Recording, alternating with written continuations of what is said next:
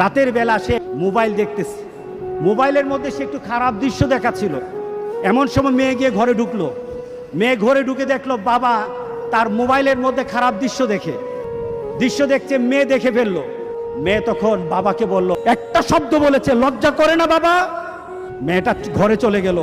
সেই বাবা যন্ত্রণায় ভুগতে আরম্ভ করলো, আরে আমার মেয়ে দেখে ফেললো, আমার মেয়ে কি কথাটা বলেছে, লজ্জা করে না বাবা? সে লোকটা অফিসে চলে গেল, অফিস করতেছে, কিন্তু আর ভালো লাগে না। মেয়েটা কি বলেছে, লজ্জা লাগে না বাবা? কিন্তু মেয়েটার যন্ত্রণায় সে হার্ট ফিল করলো। মেয়েটা এরপরে মারা গেল।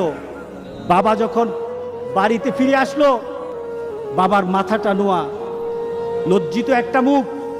এখনই আমার মেয়ের সাথে দেখা হলে আমার কানে বাজতেছে, আমার মেয়ে আমাকে বলেছে, লজ্জা লাগে না বাবা? আমি কিভাবে আমার মেয়ের সামনে যাব? এই চিন্তা যখন করতেছে,